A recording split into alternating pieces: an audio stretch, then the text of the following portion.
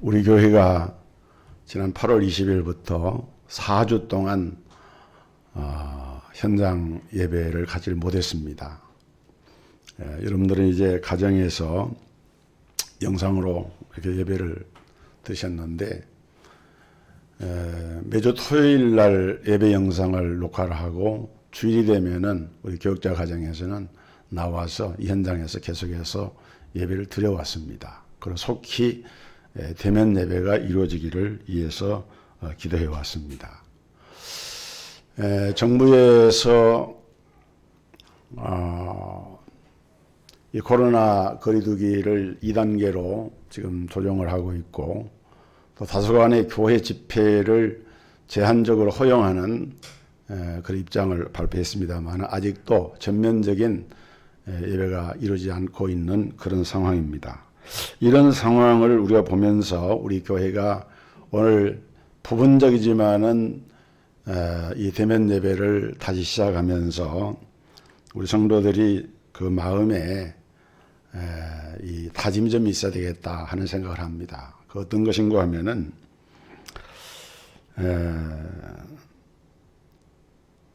우리가 이 개신교회의 종교개혁자라고 한 마르틴 루터를 잘 알고 있죠. 루터는 종교개혁자였고 그야말로 종교개혁의 최선봉에 서서 성경적인 바른 신앙 운동을 펼쳤는데 우리가 알아야 할 것은 루터가 활동하던 그 당시에 유럽은 이 흑사병이라고 하는 무서운 전염병이 창궐했습니다. 물론 그 전염병은 16세기에만 일어난 게 아니고 그 앞에 14세기 중반부터 이탈리아의 베네치아를 중심으로 여러 도시들에 이렇게 일어나 가지고 또 한 번 쓸고 지나가고 또 얼마 있다가 다시 또 일어나고 이런 걸 반복을 하면서 무려 약 2세기 동안 계속해서 유럽에 이 흑사병이 만연하게 됐죠. 그때 루터는 치명적인 전염병에서 도망가야 하는가 이런 제목의 짧은 편지를 기록했습니다. 아주 짧은 건 아니에요. 한 20페이지 되는 분량이니까 아주 짧은 건 아니죠. 치명적인 전염병, 이건 이제 흑사병을 말하는 것인데 치명적인 전염병에서 도망가야 하는가. 우리가 이 제목을 보면은 그대로 대입을 해가지고 오늘날 코로나19 전염병에서 도망가야 하는가 이렇게 대입을 해서 생각할 수가 있는데 물론 그런 면도 있지만은 실제로는 루터 당시에 이 흑사병과 오늘의 코로나19는 상황이 엄청나게 다릅니다. 왜냐하면은 16세기 흑사병이라고 하는 것은 치사율이 95%였어요. 한 번 걸리면은 8일 만에 거의 85%가 죽었습니다. 아주 무서운 병이었고 어떤 그 기록들에 보면 그 당시 유럽의 인구의 3분의 1이 죽었다 그래요. 작게는 2,500만에서 크게 보면 6천만 명까지 죽었다는 그런 기록이 나와요. 그리고 그 시대는 오늘날처럼 물론 오늘날 우리도 뭐 코로나 이런 방역 체계가 완전하지 못합니다만은 그 당시에는 치료할 만한 이런 의학적인 능력이 없었던 시대였어요. 흑사병은 패스트라 그래가지고 이건 쥐나 벼룩이 같은 이런 저걸 통해서 전염되는 병이 아닙니까? 그래서 어떤 지역에서는 쥐를 신상으로 만들어서 숭배하기도 하고 죽은 사람 그 몸에다가 쥐를 갖다가 대면 살아난다. 이런 그야말로 있을 수가 없는 그만큼 의학적인 상식이나 의료적인 혜택이 이루어지지 않는 그런 시대였다는 점을 우리가 생각해 봐야 됩니다. 그러니까 지금 루터가 말하고 있는 이 치명적인 전염병에서 도망가야 하는가라고 하는 이 주제는 어떤 밀집된 장소로부터 그 자를 피한다 그런 말이 아니고 자기가 속한 나라와 지역과 마을을 모두 떠나서 사람과 전혀 접촉이 이루어지지 않는 그런 곳으로 도망을 가는 거예요. 그런 도망을 가야 하는가라고 지금 그 편지의 주제에서 그렇게 묻고 있는 거예요.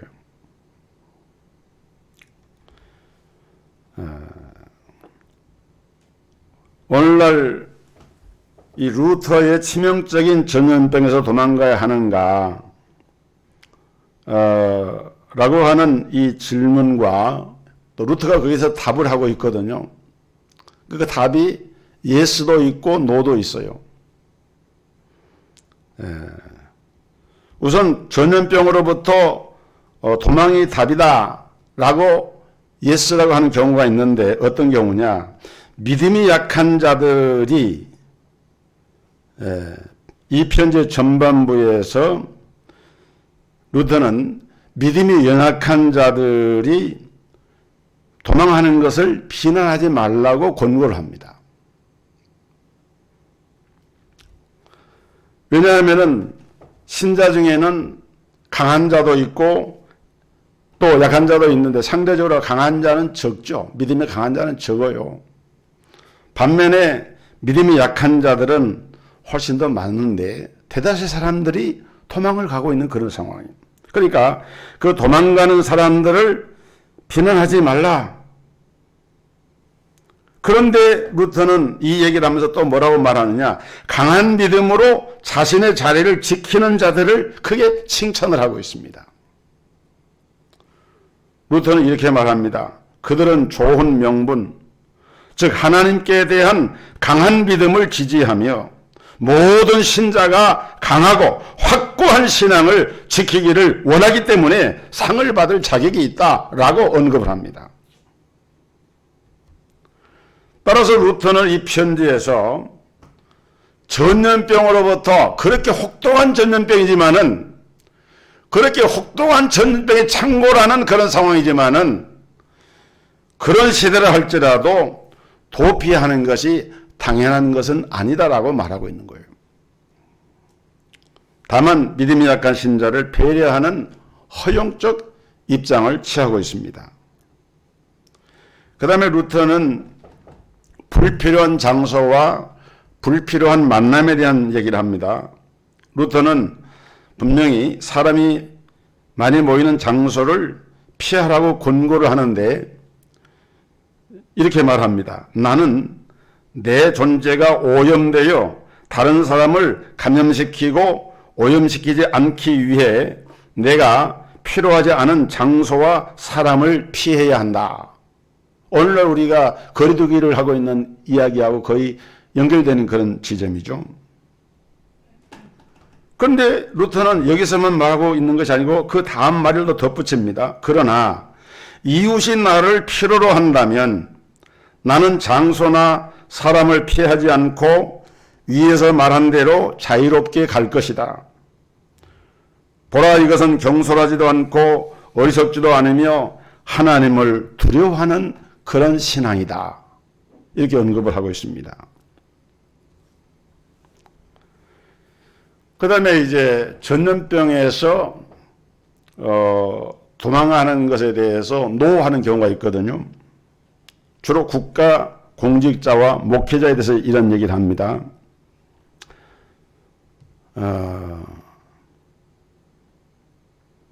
국가 공직자나 목회자가 즉 그 당시 상황을 얘기한 거예요. 자신의 직무를 포기하고 도망갈 경우 사회적 혼란이 일어나고 또 남겨진 병자와 성도들이 말씀과 성례와 같은 방편들을 통한 은혜를 받을 수 없기 때문이다. 그러면서 루터는 목회자들에게 아주 강하게 권고를 합니다. 설교자나 목회자와 같은 영적 사역에 종사하는 사람들은 마찬가지로 죽음의 위험 앞에 변함없이 머물러야 한다. 또 이웃에 대한 의무가 있는 자들에 대해서 루터는 이렇게 말합니다. 고아가 된 아동의 경우 보호자나 가까운 친구가 함께 지내거나 아픈 친구의 다른 간호를 부지런히 추선할 의무가 있다. 그렇다. 그들 대신 병자를 돌보고 간호해줄 다른 사람이 없는 한 아무도 감히 이웃을 떠나서는 안 된다라고 말하고 있어요. 루터의 이 편지는 전체적으로 보면은 이 도피에 초점이 있어서 오늘날 우리가 이 대면 예배에 관한 또는 비대면 예배에 관한 구체적인 그런 답을 주지는 않습니다. 그러나 편지의 결론 부분에서 루터는 세 가지 사실을 강조했는데 이것은 우리가 눈여겨봐야 할 부분입니다. 첫째, 백성들에게 교회에 출석하여 설교를 듣도록 훈계하여 하나님의 말씀을 통해 살아가는 법과 죽는 법을 배우도록 해야 한다. 살아가는 것도 중요하고 살아가는 길을 찾는 것도 중요하지만은 오히려 그런 시대적인 상황 속에서라도 죽음이라고 하는 것은 삶의 또 다른 어떻게 보면은 공존하는 영역 아니겠습니까? 우리가 산다고 하는 것, 지상의 삶이라고 하는 것이 죽음에 무관한 사람은 없거든요. 그렇기 때문에 오히려 적극적으로 이런 때에 신자는 자신을 돌아보고 예배를 드리면서 자신의 삶과 죽음에 대한 것을 더 깊이 상고할 수 있는 그런 것을 준비할 수 있는 그런 노력이 필요하다라고 지금 루터는 말하고 있는 거예요. 두 번째는 모두가 적절한 시기에 죄를 고백하러 와서 매주에 한 번씩 성찬을 받아 죽음을 준비해야 한다. 루터가 이 편지에서 한 말이에요. 세 번째는 병자가 목사의 신방을 원한다면 미리 전가를 보내어 병이 환자를 압도하기 전 정신이 온전한 상태에서 부르고 일찍 그렇게 하도록 하라. 이렇게 얘기하고 있습니다.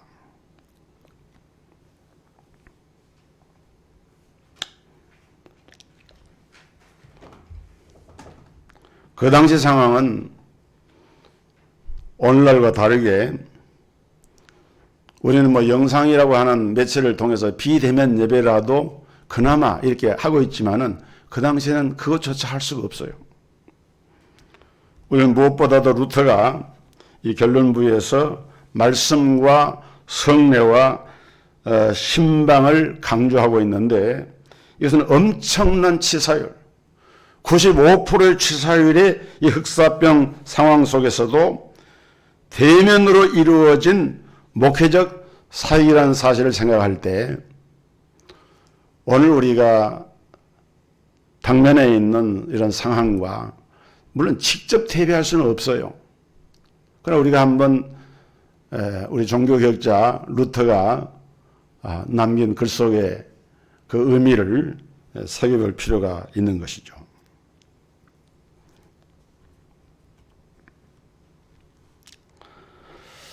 하나님께서는 이런 코로나19와 같은 이런 상황도 우리 인간의 무지와 탐욕과 그리고 무절제한 개발과 그런 것들이 기후의 변동을 가져오고 생태계 파괴를 가져오고 또 인간 사회에 여러 가지 메커니즘에 작용을 해가지고 오늘의 이런 고통이 오는 것이기 때문에 우선 우리가 인류가 뿌린 대로 그 씨를 거두는 것이지 하나님이 이런 징벌적으로 이런 것을 보내셨다 이렇게 이해를 하면 안 됩니다. 하나님께서는 어떤 환경 속에서 하나님 절대적인 주권을 가지고 일하시지만은 인간의 죄성과 죄악의 행위를 그대로 묵인하고 그냥 내버려 두시는 경우가 있어요. 사람들은 잘 모르죠. 그렇기 때문에 우리는 이러한 삶의 변화와 또 위험과 여러 가지 어려움에 노출되어 있는 상황 속에서 우리가 신앙적인 바른 이 신앙관을 정립을 하고 이것을 우리 삶 속에 적용하는 노력이 무엇보다 필요한 것입니다. 이렇게 할 때 중요한 것이 뭔가 하면은 올바른 신앙 고백과 올바른 은사운동에 대한 이해가 필요하다. 올바른 신앙 고백은 올바른 성경적인 신앙 고백을 말하는 것이고요. 또 올바른 은사운동이라고 하는 것은 성경적인 은사운동을 말하는 것입니다. 예수님께서 제자들에게 물으셨어요. 너희는 나를 누구라 하느냐? 주님은 제자들이 당신 자신을 누구라 하고 고백하는지에 대해서 지대한 관심이 있었습니다. 너희는 나를 누구라 하느냐? 그때 베드로가 주는 그리스도시요 살아계신 하나님의 아들이시니이다 라고 고백을 했을 때 주님은 그 고백을 들으시고 기뻐하시면서 바요나 시몬아 내가 복이 있다. 내가 이 반석 위에 내 교회를 세우리니 음부의 권세가 이기지 못하리라. 내가 천국 열쇠를 내게 주노라. 라고 하시면서 이 베드로에게 3대 축복 이것을 말씀을 하십니다. 여러분 신앙 고백이라고 하는 것은 우리가 인생을 살아가면서 반드시 정립이 되어지고 또 우리가 어떤 위기의 상황 속에서 바르게 정립되어야 하는 것이 바로 이 신앙 고백입니다. 여러분 성경의 중심 주제가 무엇입니까? 예수님이죠. 너희가 성경에서 영생을 얻는 줄 생각하고 성경을 상고하거니와 이 성경이 곧 내게 대하여 증거한 것이다. 예수님께서 요한복음 5장 39절에 그렇게 말씀을 했어요. 그러니까 신구약 성경 66권 전체가 다 예수님에 대해서 증거한 것인데 예수님을 증거하고 있는 그 성경의 핵심 메시지가 무엇이냐 그럴 때 그것이 바로 예수가 그리스도시다라고 하는 것을 고백하고 있는 거예요. 구약시대 유대인들은 메시아라 그랬어요.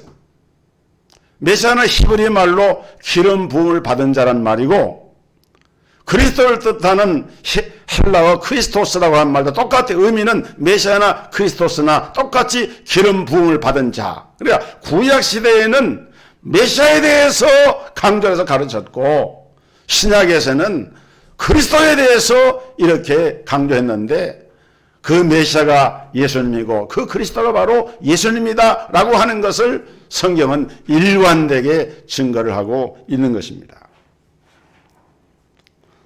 사도 베드로가 오순절 성령 충만을 받고 사도행전 2장 36절에 베드로의 첫 설교가 나오죠. 그 설교 주제가 뭡니까? 그런즉 이스라엘 온 집이 정령할지니 너희가 십자가에 못 박은 이 예수를 하나님이 주와 그리스도가 되게 하셨느니라 하니라. 또 사도행전 5장 42절에 저희가 날마다 성전에 있든지 집에 있든지 예수는 그리스도라 가르치기와 전도하기를 쉬지 아니하니라. 초대교회의 복음이라고 하는 건 다른 게 아닙니다. 예수가 그리스도다, 예수가 그리스도다 이걸 증거하고 다닌 거예요.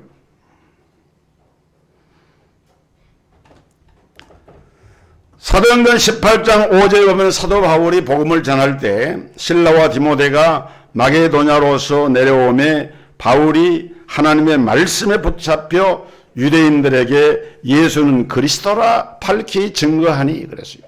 바울이 전하는 복음도 다른 게 아닙니다. 예수가 그리스도라고 하는 걸 증거한 거예요. 그래서 사도행전 8장에 보면은 예루살렘에 핍박이 나서 다 사도회에는 이제 여러 지역으로 지금 말한 것처럼 피난을 간 거예요. 근데 그 중에 전도자 빌립이 사마리아 성에 내려가서 복음을 전했습니다. 거기 뭐라고 증거를 합니까? 그 흩어진 사람들이 두루 다니며 복음의 말씀을 전할 때 빌립이 사마리아 성에 내려가 그리스도를 백성에게 전파하니 그랬어요. 그러니까 12 사도나 사도 바울이나 초대교회 7집사나 70인 제자나 모든 초대교회의 복음 전도자들의 핵심 메시지는 예수가 그리스도, 예수가 그리스도, 이걸 증거한 거예요. 요한일서 2장 22절에 보면 거짓말하는 자가 누구냐? 예수께서 그리스도이심을 부인하는 자가 아니냐? 아버지와 아들을 부인하는 그가 적 그리스도니 아들을 부인하는 자에게는 또한 아버지가 없으되 아들을 시인하는 자에게는 아버지도 있느니라. 사도 요한도 백발이 상상한 그야말로 마지막 남은 그 주님의 제자였는데 끝까지 그는 복음을 전할 때 예수가 그리스도인 것을 증거하는 것으로 그 복음의 핵심 주제를 삼았습니다. 여러분, 왜 우리 인간은 그리스도가 필요한 것입니까? 그것은 우리 인간이 자신의 힘으로는 해결할 수 없는 중요한 세 가지 문제에 직면해 있기 때문입니다. 그 세 가지 문제가 뭡니까?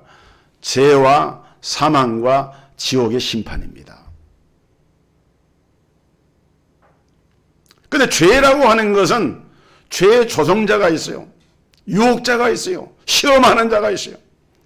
그것이 바로 누구냐 하면은 시험하는 자 마귀 사탄인데, 그렇기 때문에 인생은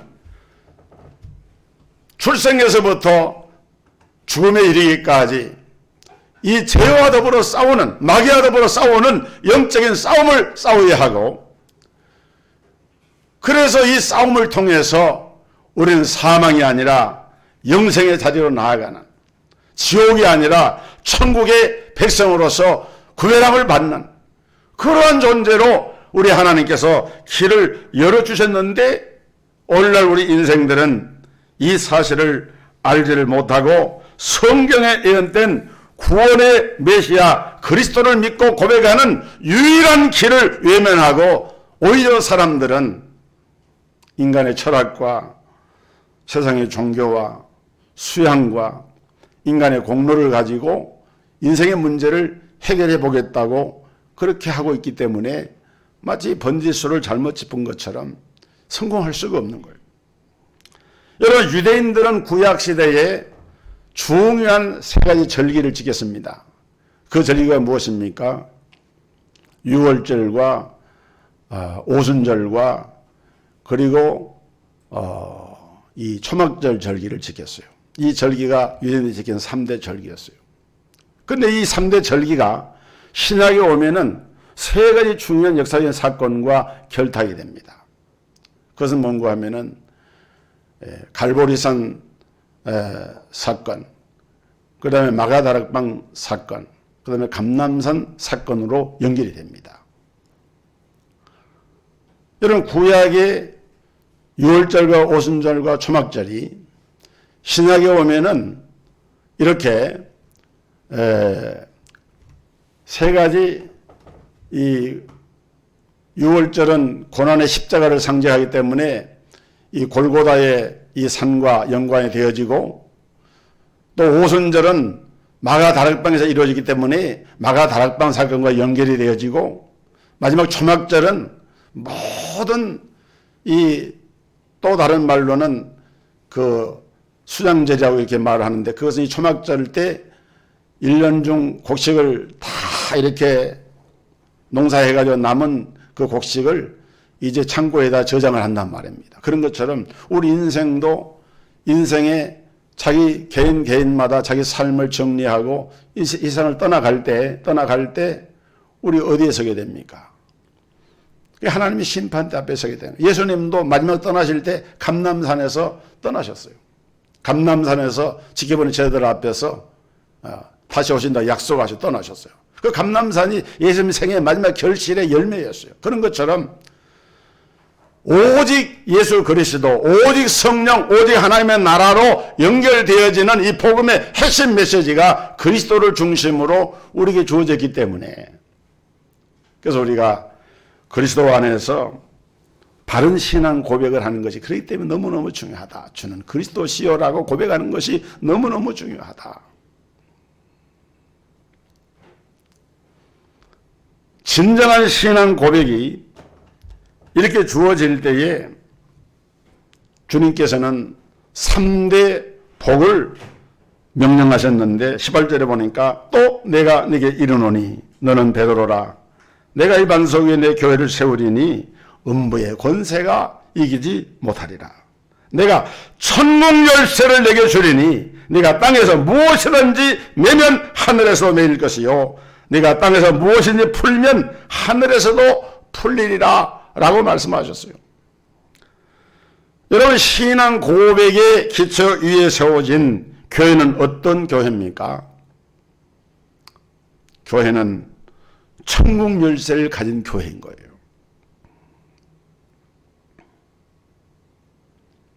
여러분, 교회를 가볍게 생각하면 안 돼요. 교회는 다녀도 되고 안 다녀도 되는 그런 것이 아닙니다. 교회는 신앙 고백의 공동체고 신앙을 같이 고백하는 성도들의 모임이 교회이기 때문에 교회 공동체를 가볍게 생각하면 안 되는 거예요. 세상에 직장이나 친교하는 모임이나 동창이나 동양이나 많은 모임이 있어요. 그런 모임이 중요하지 않은 건 아니에요. 그러나 오늘 우리 그리스도인들에게 함께 신앙 고백을 드리면서 주는 그리스도임을 믿고 고백하는 이 교회의 예배 공동체야말로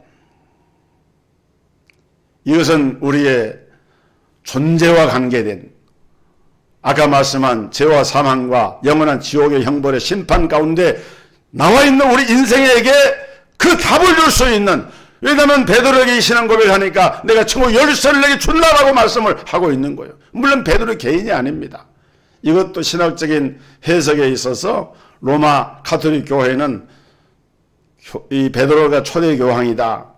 그래서 마치 교황에게 그러한 천국의 열쇠가 주어진 것처럼 중세나 근세 교회 역사에 보면은 그렇게 잘못 가르치기도 했어요. 그래서 천주교를 우리가 복음적인 면이 많이 약해졌기 때문에 문제가 된다고 보는 거예요. 여기서 말하는 내가 이 반석 위에라고 하는 이 성경 원문에 보면은 이 반석이 페트라거든요. 페트라. 그런데 베드로는 남성 명사고 페트라는 여성 명사예요. 베드로를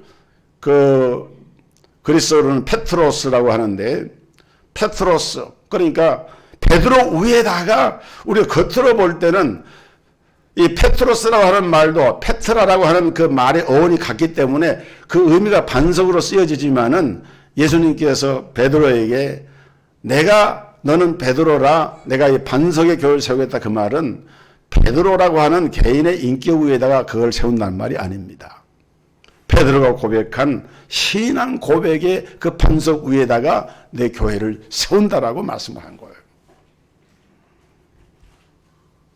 그래서 이 신앙 고백의 기초 위에 세워진 교회는 천국 열쇠를 가졌습니다.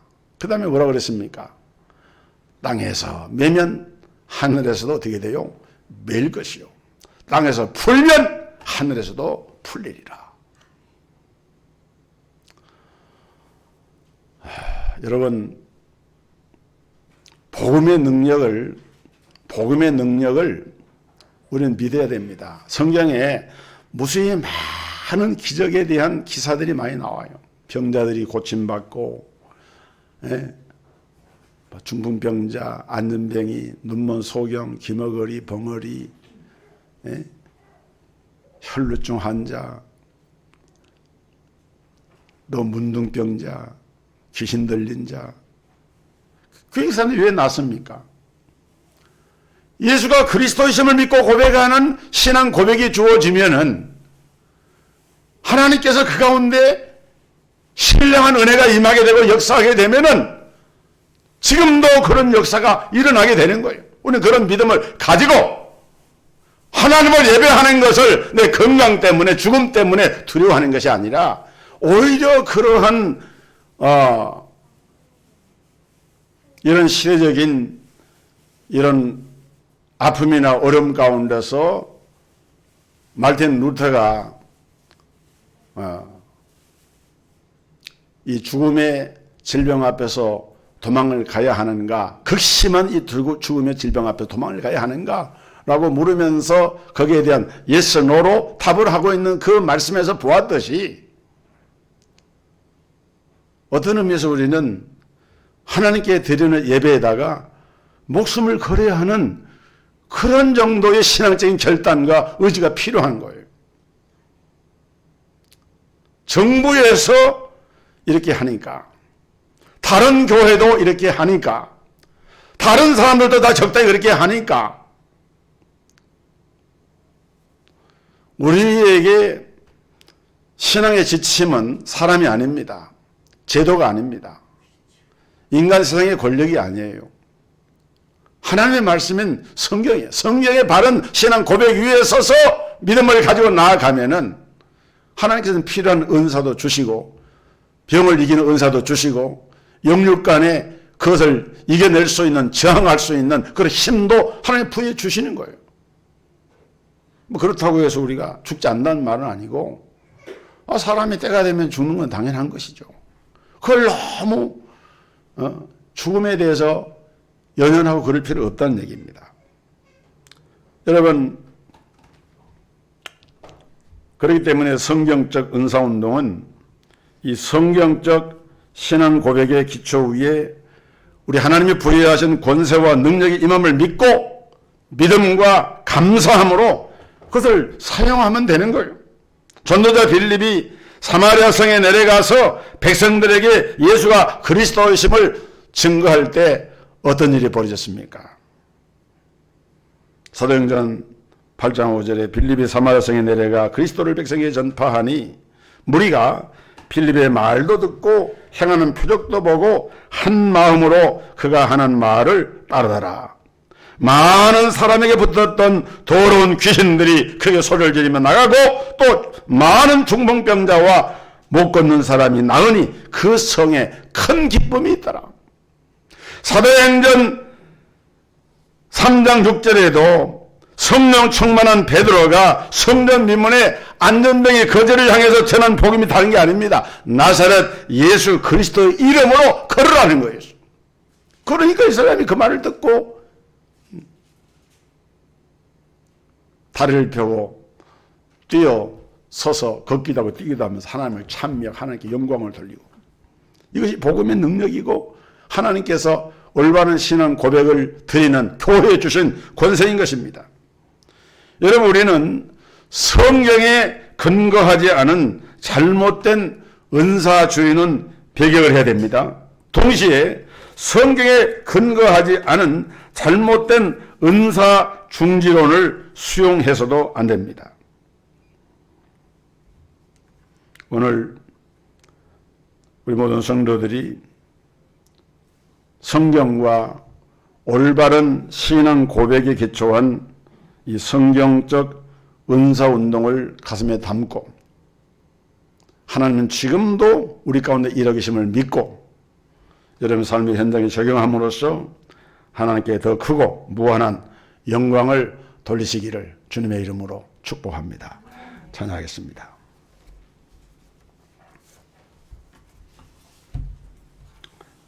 찬송 91장 찬양하겠습니다.